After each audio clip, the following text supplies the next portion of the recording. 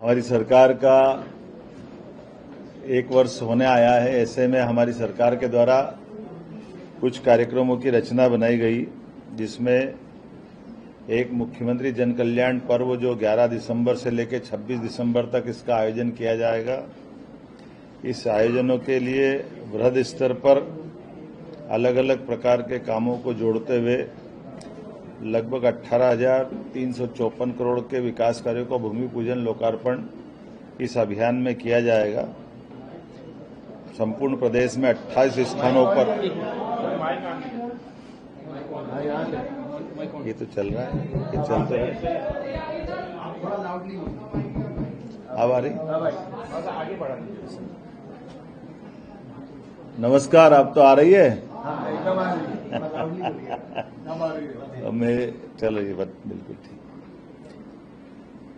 मध्य प्रदेश में विधानसभा चुनाव के बाद एक वर्ष इस सरकार का हो रहा है। ऐसे में सरकार के स्तर पर हमने दो प्रकार के अलग अलग अभियान और पर्व दो तरह से मनाने का प्रयास किया गया। एक हमारी जन कल्याणकारी योजनाओं को नीचे तक पहुंचाने के लिए, जनहितैषी हितग्राहियों के लिए नगरीय स्तर पर सभी वार्डों में, पंचायत स्तर पर गांव-गांव के अंदर तक हमारी 56 प्रकार की जनहितैषी योजनाओं को लेकर के हमारे वार्ड के अंदर पार्षद, वार्ड के अंदर के अधिकारी, कर्मचारी, नगरीय स्तर पर नगर निगम आयुक्तों को हमने इसका नोडल ऑफिसर बनाया है, जो 11 दिसंबर से लगा करके 26 जनवरी तक लगातार 40 दिन तक हमारे विभिन्न प्रकार की जनहितैषी योजनाओं को लेकर के जनता के बीच जाकर के जो हितग्राही पात्र पाए जाएंगे उन सबको वह सारी योजनाओं का लाभ दिलाने के लिए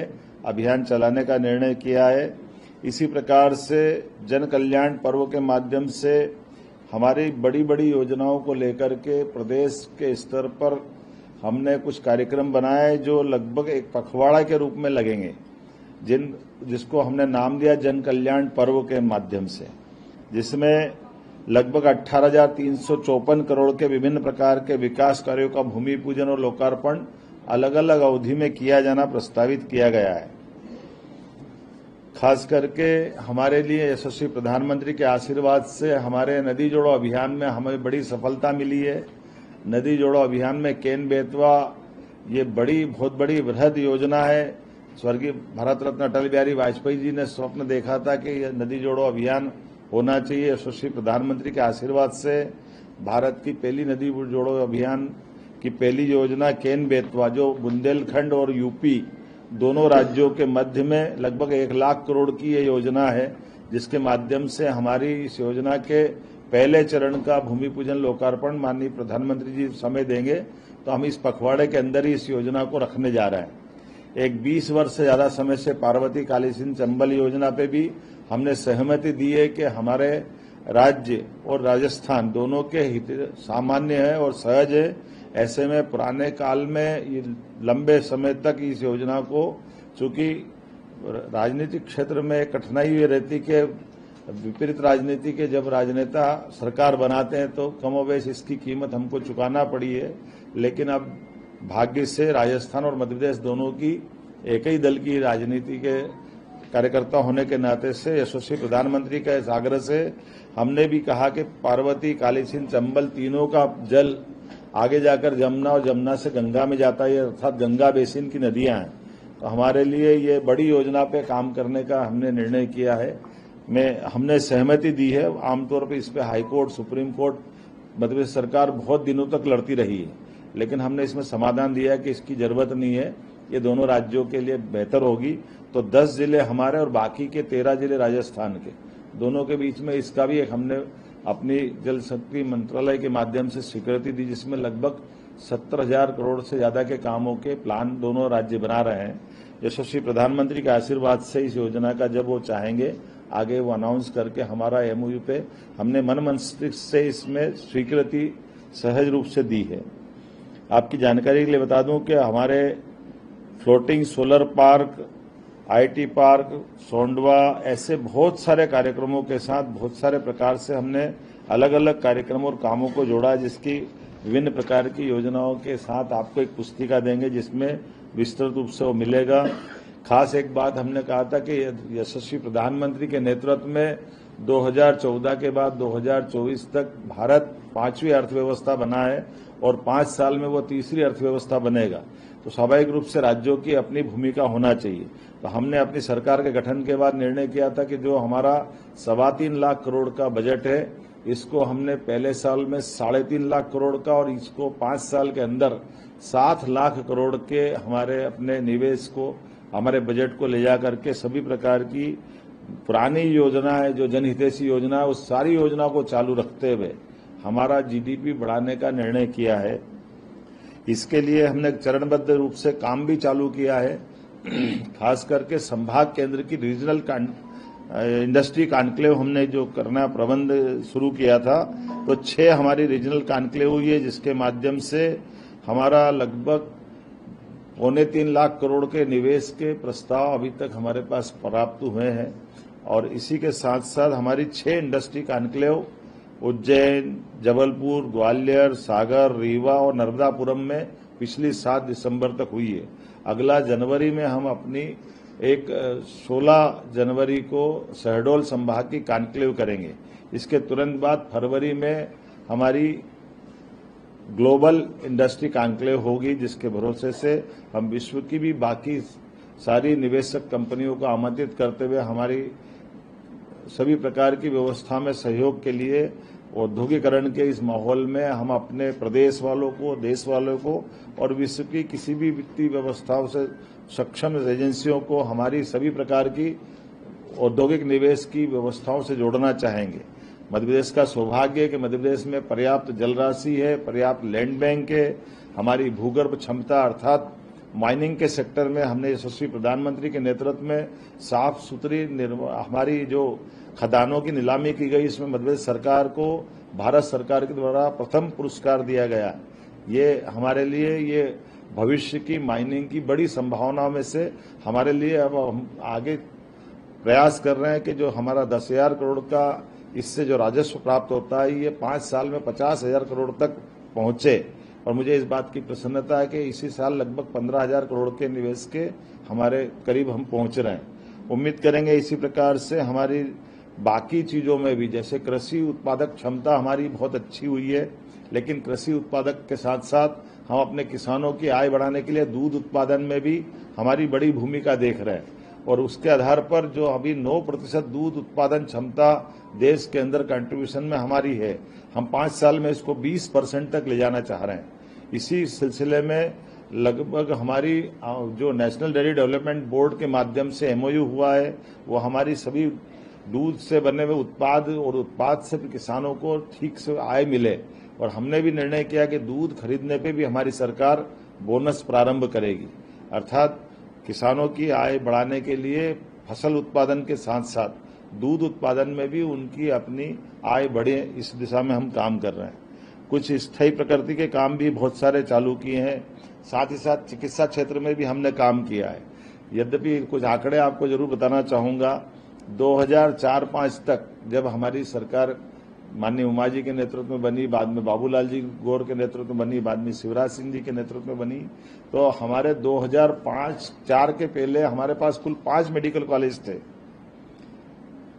और 5 मेडिकल कॉलेज की तुलना में हमारे पास 2023-24 तक आज की स्थिति में हमने, मेरे आने के बाद 3 मेडिकल कॉलेज चालू हुए, उसके पहले के और बाद के मिलाकर के आज 30 मेडिकल कॉलेज हमारे अपने मध्य प्रदेश में हुए हैं। लेकिन ये 1 साल के अंदर हमारे 14 मेडिकल कॉलेज PPP पे और 8 हमारे निर्माणाधीन है, अर्थात अब 1.25 से 1.5 साल के अंदर लगभग हम 50 मेडिकल कॉलेज अपने यहाँ राज्य में लाएंगे। ये सबसे तेज गति से बढ़ने वाले हमारे मेडिकल चिकित्सा की दृष्टि से बड़ी उपलब्धि रहेगी। इसी प्रकार से 5 आयुर्वेदिक मेडिकल कॉलेज इसी साल हमने खोलने का निर्णय किया है। कुल मिलाकर के चिकित्सा की सभी विधाओं में लगातार प्रोत्साहन देने के कारण से 55 एक्सीलेंस कॉलेज भी हमने अपनी नई शिक्षा नीति के अंतर्गत राज्य सरकार द्वारा खोले गए, जहां पहली बार अपने कॉलेजों के अंदर सभी प्रकार की शिक्षा में प्रोत्साहन देते हुए महाविद्यालय के विद्यार्थियों को भी बस से आने जाने की सुविधा ये अपनी मध्य प्रदेश सरकार द्वारा प्रारंभ की गई है। हमने उम्मीद की है कि जिस प्रकार से गुड गवर्नेंस के लिए काल के प्रवाह में बड़ी बड़ी फैक्ट्रियां बंद हो जाती थी, मजदूरों को अपने हक के लिए कोर्ट कचहरी के चक्कर लगाना पड़ते हैं। उदाहरण के लिए हुकुमचंद मिल का 30 साल से उनके हक का पैसा मजदूरों का 7,000 मजदूरों का पेंडिंग था। हमने त्वरित गति से निराकरण करते हुए नीतिगत निर्णय लिया कि मजदूरों का भुगतान सरकार करेगी, बदले में मिल या बाकी चीजों की लैंड सरकार रख लेगी। इसके बलबूते पर हुकुमचंद मिल के आधार पर हमने 4,800 श्रमिक परिवारों को 224 करोड़ की धनराशि का भुगतान यशस्वी प्रधानमंत्री की मौजूदगी में किया गया, जो एक बड़ा अपने आप में ये उस संकल्प की तरफ ले जाता है जो निवेशक और श्रमिक दोनों के साथ सरकार खड़ी है। श्रमिक को भी हम अधूरे में नहीं छोड़ सकते। इसी प्रकार से जो भविष्य में हमारे पे भरोसा करने वाले इंडस्ट्रियलिस्ट है, काल के प्रवाह में लंबे समय तक चलाने के बाद टेक्नोलॉजी अगर पुरानी हो जाती है तो भी हम अपनी भूमिका निभाने को तैयार है। उम्मीद कर रहे हैं आने वाले समय में हमने जिस प्रकार से और भी कई काम किए, खास करके लाडली लक्ष्मी योजना, लाडली बहना योजना, इस पे हमने आने के बाद 250 रुपये चलाए। यद्यपि हमारे विरोधी दलों ने कहा था कि केवल चुनाव तक की योजना है, बाद में बंद कर देंगे, वित्तीय व्यवस्था खराब हो जाएगी, लेकिन हमने उस पर भी धनराशि बढ़ा करके इस संकल्प की पुष्टि की है कि हमने जो कहा है वो हम करके दिखाएंगे। नारी सशक्तिकरण की दिशा में ये सारी योजनाएं उसी प्रकार से चालू रहेगी। मुझे इस बात की भी प्रसन्नता है कि हमने एक नए एयरपोर्ट का लोकार्पण रीवा एयरपोर्ट के नाते से किया है। एविएशन की दिशा में हमने बहुत बड़े काम अलग अलग प्रकार से किए हैं। उसी के सिलसिले में हमारे अपने रीजनल एयर कनेक्टिविटी भी बढ़ाई है, जिसके आधार पर टूरिज्म को लेकर के सिंगरौली, भोपाल, रीवा, सतना ऐसे कई छोटे सेक्टर में भी हमने अपनी लोकल हवाई सेवा भी उपलब्ध कराई, जो हवाई यातायात के साथ साथ पर्यटन को भी बढ़ावा दे रही है। हमने प्रयास किया है कि हमारे एयर एम्बुलेंस की सुविधा के माध्यम से आयुष्मान योजना के आधार पर बीमार या डॉक्टर और कलेक्टर की दोनों की सलाह पर उसको और उन्नत हॉस्पिटल तक पहुंचाना होगा, तो एयर लिफ्ट के माध्यम से हम उसकी जान बचाने में उसके आयुष्मान कार्ड के आधार पर ही एयर एम्बुलेंस की सुविधा दे रहे हैं और बड़े पैमाने पर इसका हमको अच्छा रिस्पांस मिला है। ऐसी बहुत सारी योजना में काफी चीजें बता सकता हूं, जैसे हमने लाडली बहनाओं को 450 रुपए में गैस टंकी की रिफिलिंग की सुविधा प्रदान की है, और भी बहुत सारी चीजें आपको मिलेगी। मैं उम्मीद कर रहा हूं कि ऐसी सारी सुविधाओं के साथ हमारी सरकार लगातार आगे बढ़ रही है।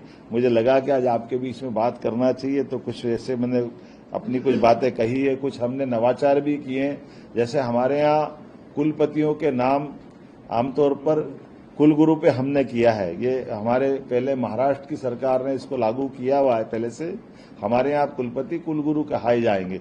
ये बीते साल ही हमने निर्णय किया है। ऐसे हेल्थ के सेक्टर में हमने निर्णय किया है, पहले हेल्थ डिपार्टमेंट अलग, हेल्थ एजुकेशन अलग, दो अलग अलग मंत्रालय थे। हमने कहा ये अनावश्यक है, इससे खर्चा भी बढ़ता है और सुविधा में भी असंगत होती व्यवस्था, इसलिए दोनों मंत्रालय को एक करके हमने एक ही मंत्री को ये दोनों काम दिए हैं। पशुपालन के साथ साथ हमने जनहितैषी भी कई सारे निर्णय किए कि अब हमारे यहाँ पर आमतौर पर बीमारों को लेकर के आने के लिए एम्बुलेंस होती है, और किसी कारण से किसी की मृत्यु अगर हो जाए तो कोई हाथ में, कोई ठेले पे, कोई काय से ले जाता था। हमारी सरकार ने निर्णय किया कि सभी हॉस्पिटल में सब वाहन देकर के, जो जहां, क्योंकि भौगोलिक रूप से हमारा राज्य बड़ा है, तो हर व्यक्ति को संवेदनशीलता के आधार पर उसको अपने घर तक पहुंचाने के लिए सरकार सब वाहन देने की तरफ आगे बढ़ी है।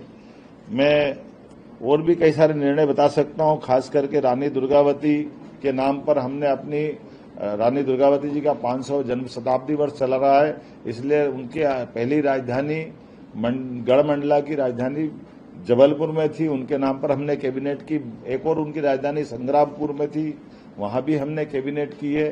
साथ ही साथ कोदो कुटकी पे हमारी तरफ से 1000 का अनुदान जोड़ते हुए रानी दुर्गावती योजना के आधार पर श्री अन्न योजना को भी प्रोत्साहन देने का निर्णय किया है। बताने के लिए तो काफी कुछ है, लेकिन मैं उम्मीद कर रहा हूं कि ये सब आप आगे इस सारी बातों को धीरे धीरे। एक बड़ा काम हमने पहली बार ये किया है कि किसानों के लिए सीधे सीधे साइबर तहसील की व्यवस्था देश में पहली बार लागू की है।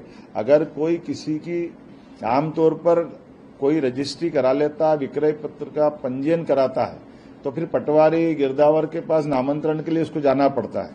हमने प्रबंधन ये किया कि जो भी कोई अपनी संपत्ति का हस्तांतरण करेगा, ऑटोमेटिक साइबर तहसील के माध्यम से उसका नाम चढ़ जाएगा। ये पहले देश में पहला प्रयोग है जिस आधार पर हमने सभी की सहूलियत देते हुए इस सिस्टम को बनाया।